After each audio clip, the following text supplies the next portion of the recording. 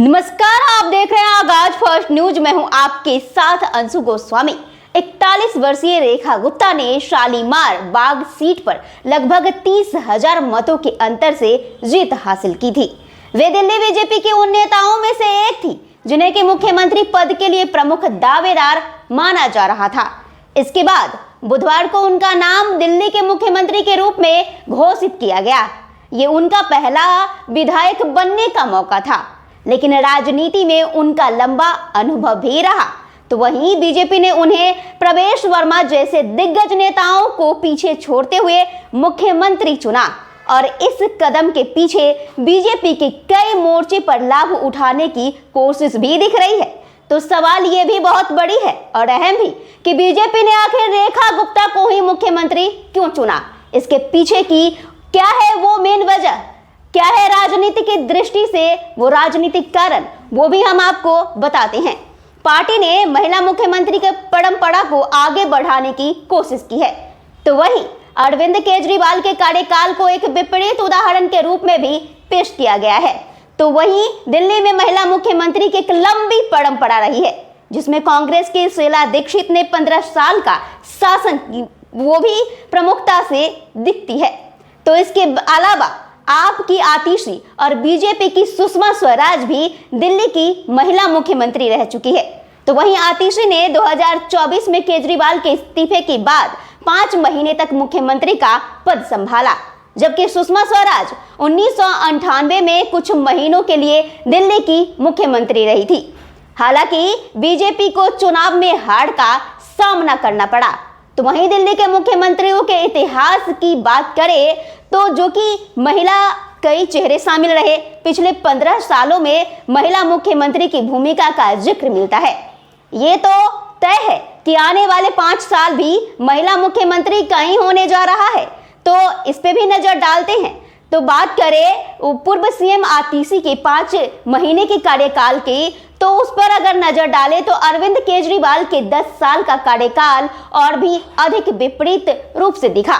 तो वहीं बीजेपी द्वारा रेखा गुप्ता को मुख्यमंत्री बनाने के निर्णय के पीछे के राजनीतिक कारणों की बात करें तो बीजेपी महिला वोटर पर ध्यान केंद्रित कर रही है, जो कि पिछले चुनाव में महत्वपूर्ण भूमिका भी निभा चुके थे। तो वहीं विधानसभा चुनाव में बीजेपी ने 9 महीना पहले ही ये सारी रणनीति तय कर चुकी थी कि महिला उम्मीदवारों को मैदान में उतारा जाएगा, जिनमें से 4 ने जीत हासिल की थी। तो वहीं 2025 के विधानसभा चुनाव में महिलाओं की मतदान दर पुरुषों से अधिक रही, जिसमें महिलाओं का वोटिंग प्रतिशत 60.92% था, जबकि पुरुषों का 60.21%। बीजेपी ने महिलाओं के लिए कई वादे भी किए, जैसे कि महिला समृद्धि योजना के तहत 2500 रुपए प्रति माह की आर्थिक सहायता, मुफ्त बस यात्रा, गर्भवती महिलाओं के लिए 2100 रुपए और पोषण किट देना। इसके साथ ही बीजेपी ने अपने चुनावी घोषणा पत्र में महिलाओं के लिए योजनाओं का ऐलान कर बौछार ला दी, जिसमें दिल्ली के अस्पतालों में मुफ्त स्तन, गर्भाशय और ओवेरियन कैंसर की स्क्रीनिंग जैसी योजना भी शामिल है। बात करें रेखा गुप्ता के राजनीतिक व्यक्तित्व पर और बीजेपी ने क्यों उन्हें विशेष स्थान दिया, इसके पीछे की कहानी अगर देखें तो मुख्यमंत्री के रूप में चुने जाने के कारणों की बात करें, जो कि अहम रेखा गुप्ता ने अपने स्थान को पाया। बीजेपी के उन नेताओं से अलग उनके व्यक्तित्व भी रहे हैं जिनके नाम विवादों से जुड़े, जैसे रमेश बिधूड़ी और प्रवेश वर्मा। उनका नाम बड़े विवादों में रहा, लेकिन रेखा गुप्ता का नाम इन सब से अलग रहा। वो ऐसे चेहरे के रूप में उभरी जो कि इन सब विवादों से वो दूर रही और अपने काम को लगातार जारी रखी। बीजेपी ने रेखा गुप्ता को नई ताजगी के रूप में पेश कर एक नया इतिहास रचने की कोशिश की।